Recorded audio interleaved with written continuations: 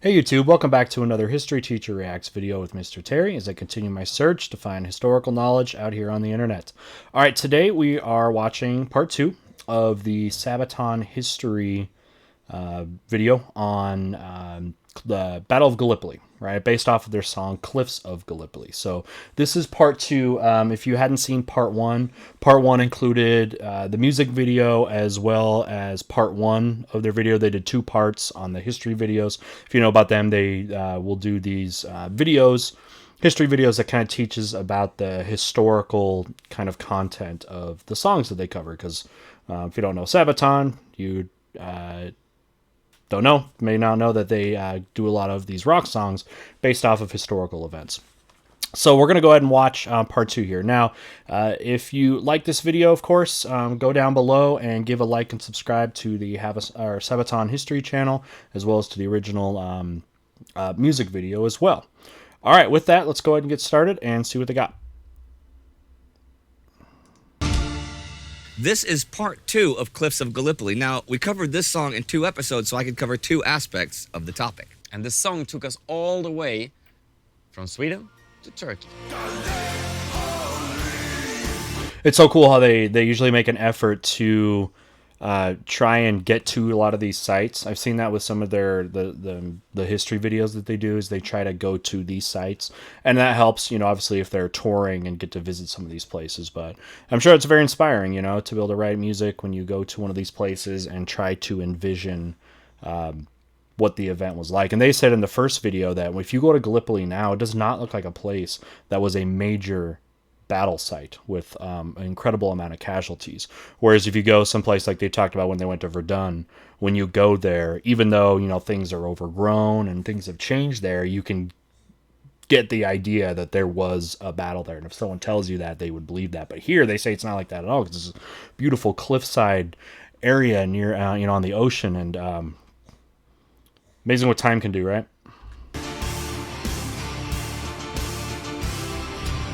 The initial Gallipoli landings, which we covered in part 1, had been both a tactical and strategic failure. The Allied troops held onto their beachheads and had managed to conquer a few ridges and hills around the landing sites, but that was nothing compared to the objectives set for them. The invasion plans were far too ambitious and were based on the belief that the Ottomans would be easy enemies to defeat. By May, the Allies should have cleared the whole peninsula. Instead, the Ottomans had the advantage, and they brought in reinforcements, machine guns and howitzers, while fortifying the higher ground. I mean, this has got to be the most important place for the Ottoman Empire. I mean, what they're doing here is trying to protect the Dardanelles, right? Because if they lose the Dardanelles, the strait there, go and look at a map if you know what I'm talking about, then you lose your basically control of the Dardanelles, the Bosphorus, and the access point to the Black Sea, which was the whole point of this. What the British were trying to do was control that strait of water so they could hook up to the Black Sea and be directly connected to Russia and maybe open another front of the war. So that was the big thing there. So, I mean, if you look at strategically, that's got to be the most important place that they would want to defend. And you could, as you know, if you know the story, they do defend it, and it ends up being a failure for the British. But yeah, this is the most important place, I would think, that they need to hold on to. And you could tell how serious they were about it by how much they put into it. German General Lehmann von Sanders had had time to read the reports of his Turkish officers and commit his reserves. And although their localized counterattacks were stopped by the invaders, it was clear that they would not just sit and remain passive forever. On the night of May 19th, the Ottomans gathered a large force of fresh reinforcements from Constantinople and Smyrna under Esad Pasha. Thousands of cheerful young men, praying for God's help, went over the top towards the enemy.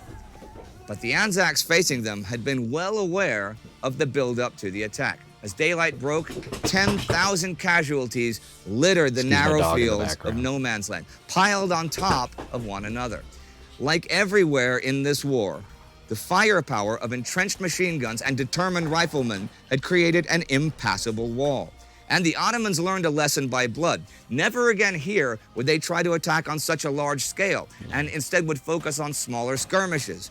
And no matter where you go, you just can't get away from trench warfare, can you? Amazing, huh? Trenches, of course, have been around forever in warfare, and we know that because of the technologies, the new technologies, trench warfare became Interestingly, when you think about it in World War One, both obsolete and necessary, if you know what I mean. Obsolete in the fact that what they would do is, you'd mount up your forces in these trenches and then do a big charge, right? That's what you did in this history of battles. But then, obsolete. I mixed that up. Obsolete because if you, the whole idea of like you got to be able to get out of the trench, right? But if you get out of your trench, you're going to be annihilated because, and then mandatory though too, because you had to have somewhere to have protection, right? Because of now the ranged warfare, more reliability on mechanized long range and machine gun warfare. It became, again, it was almost like obsolete and necessary. It became, the dominant feature of this war, of how it was fought. Raids and their relentless snipers.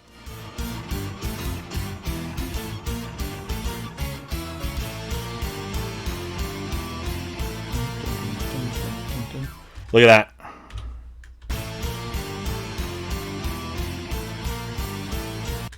So, I mean, this guy's kind of smirking, but, I mean, out here, I mean, it may sound kind of lame, but, like, okay, this dude's putting his helmet up on his gun and sticking out. I mean, in a way, what you might be doing there is testing to see if your trench is being covered, right? Because if you pop that up, the enemy soldier, that the sniper, whoever's stationed to kind of look at you, might take a shot at that thing. You know what I mean? So you pop that up. I don't know if after this, you're like, all right, okay, I think it's safe. They didn't shoot at it. All right, charge. It still would be very, very scary, but maybe that's what they're doing there to test, right? Soon, the stench of rotting flesh in the summer's heat was too much to bear. A short armistice was arranged, and men from both sides went onto the battlefield to bury the dead. It was the first time here that the men came to know each other without violence. Curious looks and even small gifts were exchanged. Trench warfare.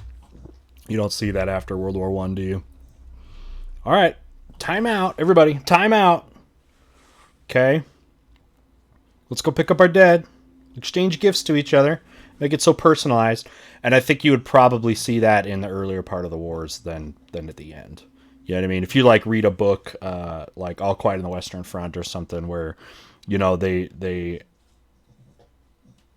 actually, sorry, flip that. At the end, it might be in a way more personalized because, so many of the soldiers went into World War I, basically indoctrinated the idea that these people are nameless, faceless people on the other side. And because of that long distance nature of the warfare that is different than what people were used to, you never got that connection, like a personal connection with your enemy. And then by the end of the war, depending on, I guess, how it goes, you might have a more personal connection. I know if you've read All Quiet on the Western Front, there's that encounter where he has his first, Paul, right, is the main character, has that interaction where he ends up killing a French soldier in a foxhole by hand. And basically was so bunkered down in the trench, he had to stay there for hours and almost developed, even though the soldier was dead, this like personal relationship and like, holy cow, you're people just like us, But anyway, yes, you might see that early in the war. And then if you know that famous thing in World War I where it was like, I think it was the first Christmas where like the Germans and French played a soccer game, like in no man's land. Like you would never have seen that at the end of the war. You know what I mean? Because people were so sick and had such a different idea of the war by the end of that.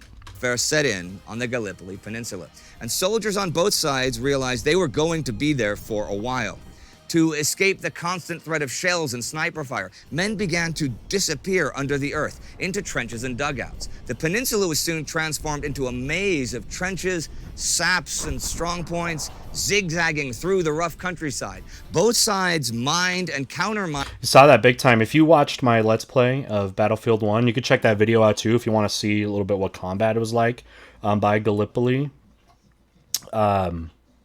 And in some of the maps, like the multiplayer maps, I was checking all the multiplayer maps where it's kind of a very similar to this territory, where it's, again, these very jagged, narrow, kind of cut out things in that very dry terrain, which is what that's like. But yeah, you can check that out if you want to see, just if you're a gamer, want to see some game footage, check out my Battlefield 1, my first Battlefield 1 stream. Each other, while on the surface, skirmishes were fought all the time over the narrow plateaus, steep ridges, and hilltops. Places like Dead Man's Ridge, Battleship Hill, or Lone Pine were constantly contested, and yet, at Anzac Cove, the men found ways to communicate with the enemy. No one wanted to die needlessly, so sometimes instead of bombs, they might throw a pack of cigarettes over the parapets or toss across a can of bully beef. The French on the far right. It's so interesting that you have this human element. It looks like the soldiers don't have a will to want to like win this or see this group as an enemy. It's like they're just there because they're there. They were told to be there, and they're humanizing with the enemy there. I don't know if that's a lack of motivation or something by the soldiers, or it's just being in the military, being in the war it's just something you do, and you go out there and that sort of thing. You're not like this, bloodthirsty killer out there like you would think when you're sitting there, sharing tea or throwing smokes to your enemy on the other side, the person that you're supposed to be eliminating. At Hellas had similar live and let live arrangements with their enemies. Like if both sides had to cross a certain gully to bring in fresh water, they would plant little flags or signposts, and as long as no one ventured further than that, they would not be shot at. In the British sector unwritten rules of war, huh? There was no such fraternization. Ottoman High Command loathed the British Imperial. Look at them sitting there, like fold-up chairs. It's like, how casual are they viewing this war, huh? Imperialists, and thought them to be the major aggressor in this war. Both sides fired at the slightest sign of movement, harassed each other day and night with artillery, and gave no quarter during advances. The overall situation at Gallipoli changed little over the summer.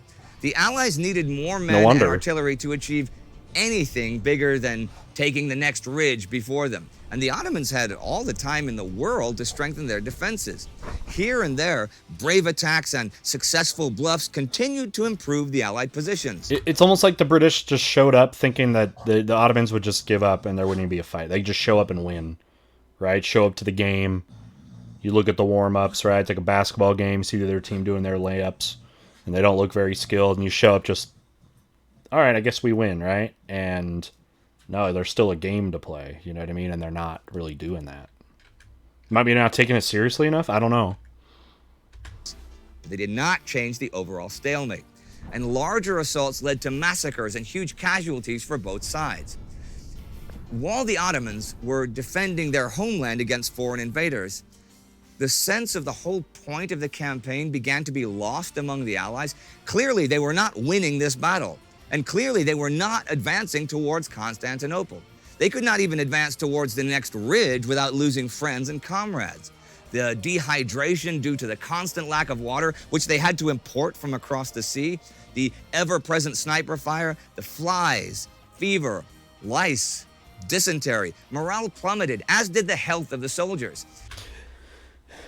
People often forget the mentality in warfare of offense versus defense and how a defense is going to be motivated. You're defending your actual homeland, and offensively, it's pure strategy, right? And that seems like the approach that these troops on the ground for the British have. It's almost like they have no motivation in this fight to actually do this. Although, of course, it would be a huge strategic importance. If they take this, they're on the way to Constantinople, okay, really the epicenter there for the Ottoman Empire, and then gain control and access to, the Black Sea. But again, tell that to a soldier, and yeah, they're going to, probably buy into it and that sort of thing, but maybe not get the big picture and therefore not have that emotional motivation that you might have.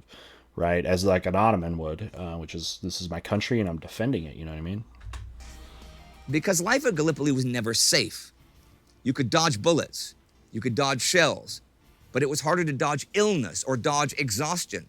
High Command was aware of the lack of progress, but what to do? Send in more men in the hope of achieving something? Was victory even still possible? And if not, how to end this? British Secretary of State for War Lord Kitchener feared the loss of British prestige in the Islamic world if they retreated. Such a retreat might also encourage other nations to join the Central Powers. True. But the common soldiers cared little for such concerns. Understandable. As the war goes on and on, these soldiers are going to feel less inclined for this. when they don't see a point in what they're doing, right? Because the point for the soldiers is to get home safely, right? In the end, that's what they're hoping to do. And as the war goes on and on and on, it almost becomes like a run out the clock situation, where it's just like, hey, let's just survive long enough to hopefully the war will end. You know, I don't care. I mean, at the end of the war, soldiers aren't really caring who wins or loses. They want to get home, right? They don't see a point, especially with the stalemate nature that was so common in World War One. Live forever. They were far too young to die in such a way. August was supposed to change things. A new landing at Suvla Bay that would open the possibility of a left hook, and in concert with a breakout attempt at Anzac Cove, would disrupt the Ottoman hold over the peninsula and finally open up a way to the Sarıyer Ridge. Diversions for the landing at Suvla took place all over the peninsula. But though there was still a lot of fight left in the exhausted Anzac troops, the plans of high command were simply out of range of what was physically possible. And the landings at Suvla Bay faced the same problems as the landings before that we saw in Part 1. Under fire and in unmapped territory, the men quickly lost track of time and space. And although they advanced quite a bit inland, they were soon checked by determined Ottoman reserves and had to dig in. They did not meet any of their objectives. The August battles brought no major changes to the overall situation. A fatalistic mood set in over the Allied forces. In September and October, men and guns were further worn out, and the weather began to turn. The heat and the flies vanished, sure, but the approaching winter was even more threatening. The thought of evacuation began making the rounds. By October 14th, General Sir Ian Hamilton, in charge since the beginning, was dismissed, and General Sir Charles Munro took his place. Munro had a more realistic approach than Hamilton. By the end of October, he had visited all 3 landing sites and came to the conclusion that the whole campaign was nothing short of total disaster. The Ottomans still occupied the dominating heights, and the overall lack of sufficient artillery and supplies would not challenge that. It just, I mean, when we look at those maps, the British are still just on the beach. They haven't made any ground up in those high ridges that they actually need, the important stuff. They're just sitting there on the edge, you know, on the ocean. The beach is just kind of sitting there, unable to make it up, right? No wonder. You look at that, wouldn't probably take very long for one of these generals to come in and go, hey, this we're not doing well at all. He telegraphed his opinions back to Kitchener, but Kitchener didn't believe him and went to see for himself. And yeah, Kitchener could barely hide his shock over the whole situation either. By the end of November, the War Committee had approved the evacuation. Problem was that this is easier said than done. Immediate evacuation would result in a massacre if the Ottomans caught them halfway through. Right. But with winter approaching, they could not wait for long. But how motivated will the Ottomans be to try to attack them in the retreat? Are they just gonna, you know, let them go, right? But that's a decision that's hard because that's out of your hands. If you're the British, that's out of your hands now. Have you set yourselves in a trap and a hole you can't get out of? Temperatures dropped significantly. Heavy rain poured in from the heights down into the trenches. Cold winds from the sea hit the exposed troops. Frostbite grew rampant. Really? Although the Ottoman soldiers were in the same boat, they at least had a short supply chain, bolstered by gifts of things like winter clothing from the people of Constantinople. The only real option for the Allies was to have... I just have this image of, okay, it's like they're still in the ocean in a very dry area, of them complaining about the cold, but then like thinking of all those troops up in Russia that are like, you kidding me? You're complaining about that? Come up to Russia, see what it's like. Evacuate without the Ottomans realizing it.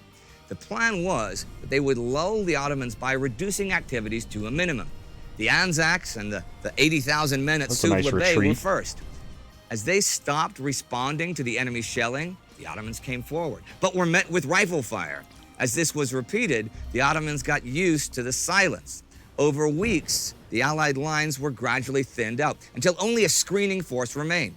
Sappers began booby-trapping the trenches, supply stores, and dugouts with tripwire explosives. On the night of December 18th, the final evacuation began. The Ottomans suspected nothing and, in fact, were only alerted by the fire and explosions as the last men set the fuses. The evacuation was a masterpiece in planning and execution. But what about Hellas? Now that the Ottomans knew what was up, could they be fooled again?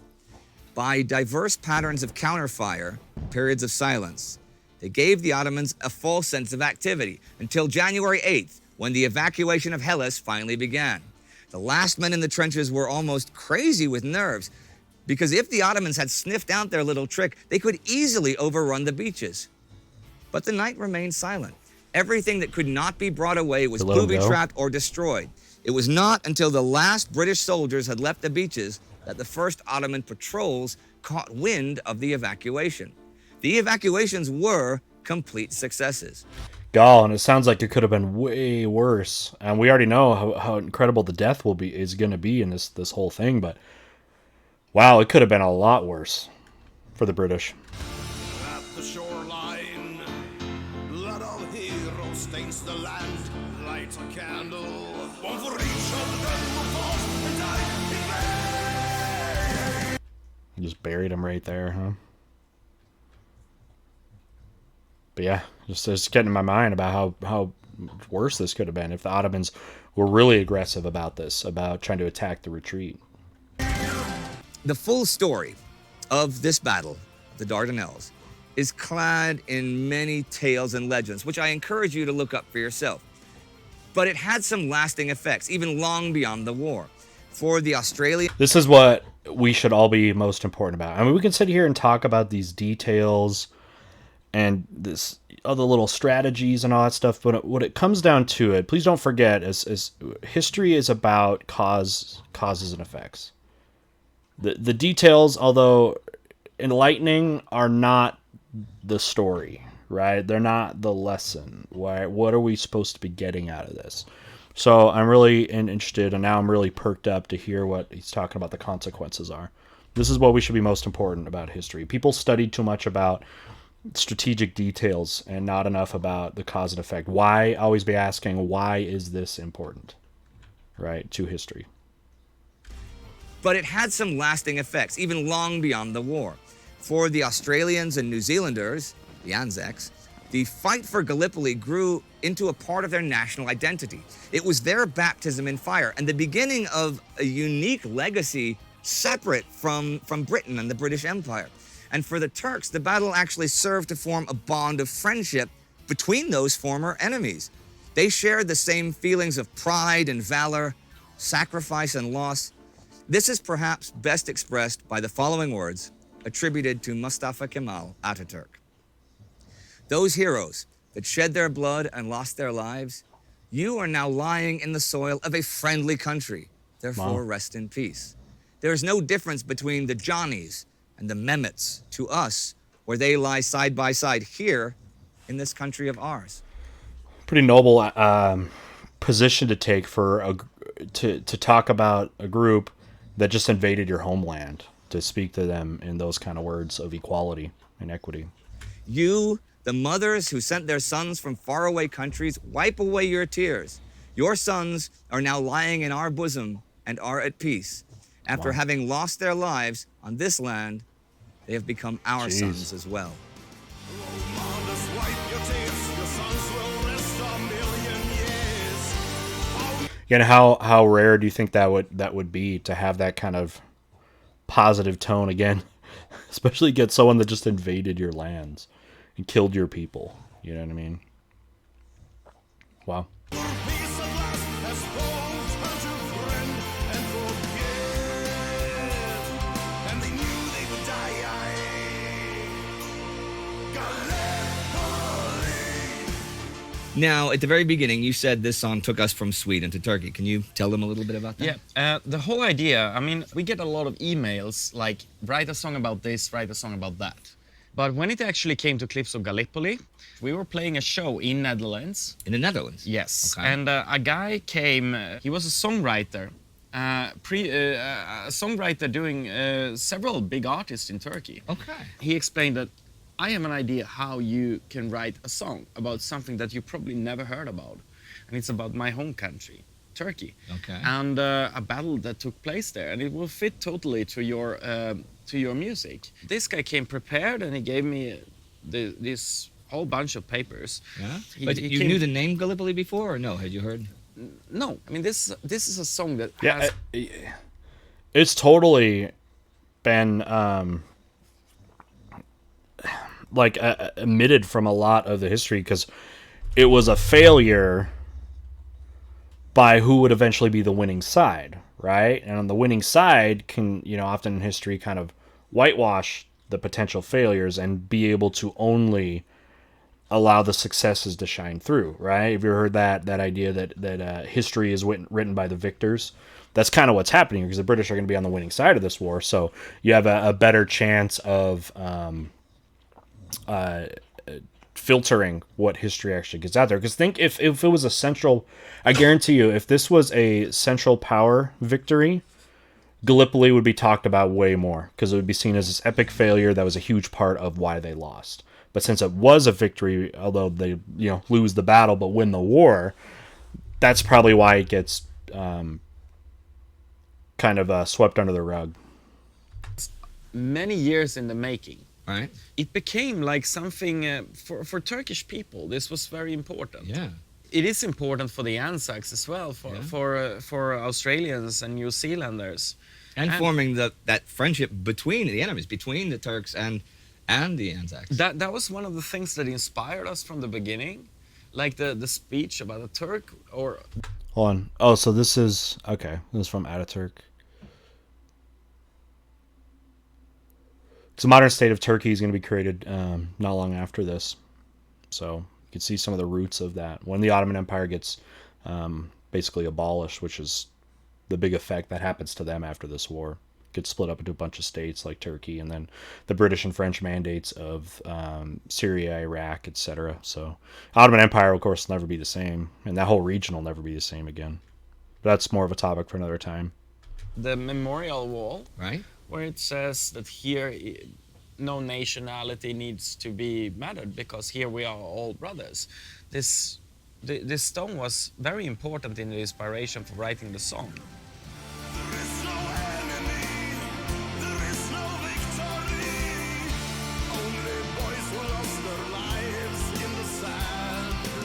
After we released it, we were not sure like what is going to happen now, but then we got the invitation because this guy, he had some contacts in Turkey, and he was like, guys, I think that you need to perform this song in Turkey. That's cool. And I was excited because we had never been there, so of course I'm always open to play. Cool. Constantinople, you can see the palace and mosque on the sides there. What a cool sight. There it is. I mean, that's amazing, that shot right there. People don't know how narrow the Bosphorus Strait is. I mean, you're looking across the sea there, and this little narrow border, this little strip of water, that's the border of Asia and Europe, right? With Constantinople being located on both sides. So they're trying to get, in World War I, this little strip of water, because this little strip of water what connects the Mediterranean to the Black Sea. So that's why Constantinople has been easily one of the most important cities that has ever existed in history because of its central location. It is basically at the crossroads of where Africa, Asia, and Europe all meet, which is why it's big part. It was a huge part of the end of the basic kind of part of the end of the Silk Road, and of great cultural significance. But yeah, one of the places in the world I really want to go. Constantinople is on a very, very short list of places I really need to get to in my life. Playing in new places. Yeah, sure. When we were sitting in the restaurant, all the TVs, we constantly saw advertisement for us. Wow. This was something we'd never seen before. Yeah. Today, we've but this was before you got that big. Yeah. This is more than 10 years ago. So this was the first time we actually saw, like, wow, we're on TV. Yeah. We saw the interest for Sabaton once we landed there was ridiculously big.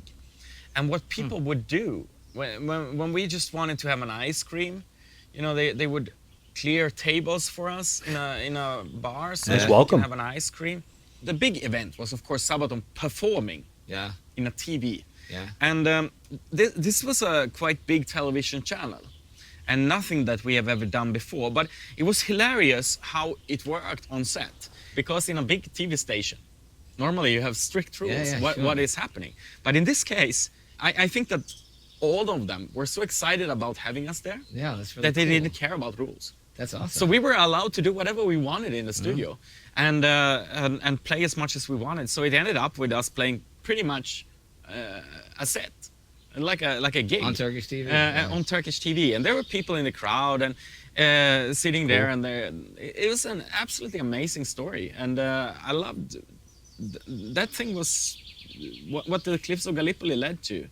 Well, thank you very much, Per. Okay, that's it for Cliffs of Gallipoli, and this was Sabaton History.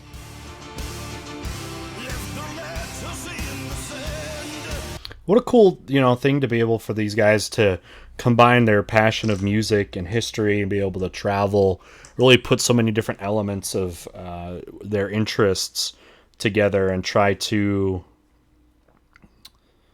do their part of, there's so many ways that history can get promoted, and it's not just by history books and researchers and archaeologists, but just through other media, like music, right? And cool, what a cool life to be able to kind of live by combining all those passions into one popular product.